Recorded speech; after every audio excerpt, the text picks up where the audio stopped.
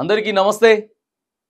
కేసీఆర్ కేసీఆర్ అనే పదం దేశ రాజకీయాల్లో అందరికీ తెలిసినటువంటి పదమే. ఒకప్పుడు వెలుగొందినచ్చినటువంటి కేసీఆర్కి రోజు రోజు గడ్డు పరిస్థితులు ఎదురైతా ఉన్నాయి.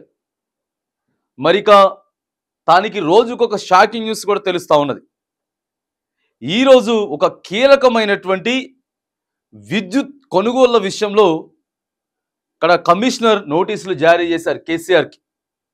ఛత్తీస్గఢ్ నుంచి టెండర్ లేకుండా అక్కడి నుంచి వెళ్ళి విద్యుత్ కొనుగోలు పరస్పర ఒప్పందాలు ఎలా చేశారు, టెండర్ లేకుండా ఎలా చేశారు, దానితో పాటు తెలంగాణ రాష్ట్రంలో బీటీపీఎస్ భద్రాద్రి కొత్తగూడెంలో నిర్మించినటువంటి భద్రాద్రి థర్మల్ పవర్ స్టేషన్ అక్కడ ఎలా నిర్మించారు, ఏం జరిగింది, ఆ యొక్క అంశాలతో పాటు యాదాద్రిలో నిర్మించినటువంటి పవర్ ప్లాంట్ ఏదైతే ఉందో ఈ మూడింటికి సంబంధించినటువంటి విషయాలపైన మరి కేసీఆర్కి నోటీసులు పంపించింది. ఇలా కమిషనర్ మరి నోటీసులు పంపించిండు.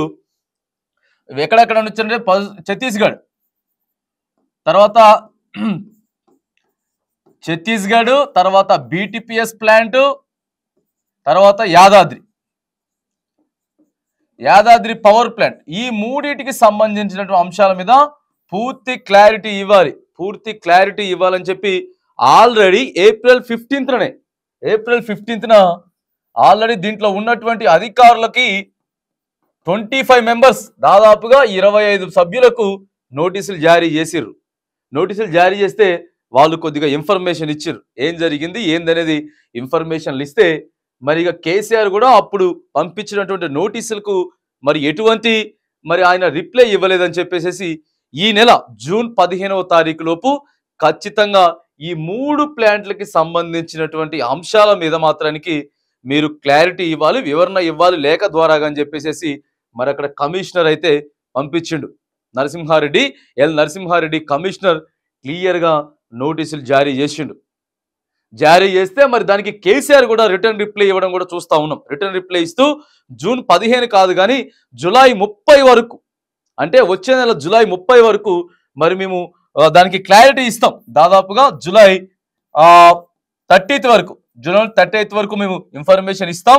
మరి అక్కడ ఉన్నటువంటి కమిషనర్ నరసింహారెడ్డి గారేమో వీళ్ళు జూన్ 15th వరకు మరి రిప్లై ఇవ్వమని చెప్తే, లేదు మేము జూలై 30th వరకు ఖచ్చితంగా బీటీపీఎస్కు, యాదాద్రికి, తర్వాత ఏదైతే కొనుగోలు చేసినామో ఛత్తీస్గఢ్ నుంచి పవర్ కొనుగోలు విషయం ఏదైతే ఉన్నదో మరి దాంట్లో కూడా అవినీతి జరిగింది, అక్రమాలు జరిగినటువంటి ఇక్కడ రాష్ట్ర ప్రభుత్వం మరి ఫిర్యాదు చేసింది. అక్కడ ఉన్నటువంటి కేంద్ర దర్యాప్తు సంస్థకు ఫిర్యాదు చేసినటువంటి సందర్భంలో మరి దర్యాప్తులు అయితే షురూ చేస్తూ ఉన్నారు. ఒకవేళ కేసీఆర్ గారు ఇచ్చినటువంటి సమాచారం ఏదైతే ఉందో, వివరణ ఏదైతే ఉందో సంతృప్తిగా లేకపోతే ఖచ్చితంగా మరి వ్యక్తిగత విచారణకు కూడా హాజరు కావాల్సి ఉంటుంది. కేసీఆర్ గారు ఖచ్చితంగా వ్యక్తిగత విచారణకు కూడా హాజరు కావాల్సి ఉంటుంది అని చెప్పి మరి అక్కడ కమిషనర్ తెలియజేస్తా ఉన్నాడు. మేము అందరికీ నోటీసులు ఇచ్చేసినాం ఆల్రెడీ. మరి కేసీఆర్ గారు నోటీసులు, మేము మాజీ ముఖ్యమంత్రి, తెలంగాణ రాష్ట్ర మాజీ ముఖ్యమంత్రి కల్వకుంట్ల చంద్రశేఖరరావు గారికి కూడా మేము నోటీసులు ఇస్తే ఆయన రిప్లై ఇవ్వలేదు. రిప్లై ఇవ్వకపోతే మళ్ళీ ఒకసారి ఇప్పుడు నోటీసులు పంపించాం.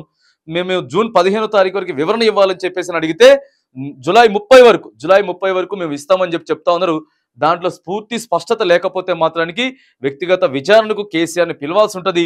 దీంట్లో దర్యాప్తు ముమ్మరి చేస్తా ఉన్నాం. ఇప్పటికే దాంట్లో ఉన్నటువంటి 25 మంది అధికారులను కూడా ఇప్పటికే ఆల్రెడీ నోటీసులు పంపించిండ్రు. అవసరమైతే వాళ్ళను కూడా వ్యక్తిగత విచారణకు పిలవబోతా ఉన్నాం. ప్రధానంగా ఛత్తీస్గఢ్ నుంచి కొనుగోలు చేసినటువంటి విద్యుత్తు, తర్వాత బీటీపీఎస్ నిర్మించినటువంటి ప్లాంట్ విషయం కానీ, లేకపోతే యాదాద్రిలో నిర్మించినటువంటి పవర్ ప్లాంట్ కానీ, ఈ మూడింటికి సంబంధించి కూడా మరి ఎందుకనంటే అప్పుడు ఉన్నటువంటి అధికారులు కూడా ఏదైతే ఛత్తీస్గఢ్ తోటి టెండర్లు లేకుండా అప్పుడు కొనుగోలు చేస్తున్న సందర్భంలో అప్పుడు ఒక అధికారి కూడా, కీలక అధికారి, ఆయన ఏం చేశాడట, మరి కీలకమైనటువంటి అధికారి అప్పుడు ఛత్తీస్గఢ్ నుంచి ఇది పవర్ ప్లాంట్ వినియోగం చేసేటప్పుడు, సార్ ఇది వద్దు, మన రాష్ట్రానికి ఎక్కువగా నష్టం వాటిల్లేటటువంటి పరిస్థితి ఉన్నది, మనం దానివల్ల అప్పుల పాలైతే కానీ మనకు వచ్చే బెనిఫిట్స్ ఏమేమి లేవని చెప్పినా కూడా వెంటనే మరి ఆయన చెప్పిన నెక్స్ట్ డేనే అక్కడి నుంచి వెళ్ళి పదవి నుంచి ట్రాన్స్ఫర్ చేసిరు. కాబట్టి వాటన్నిటిని కూడా దృష్టిలో పెట్టుకొని ఇప్పుడు దర్యాప్తు సంస్థలు అయితే స్పీడప్ చేస్తూ ఉన్నాయి.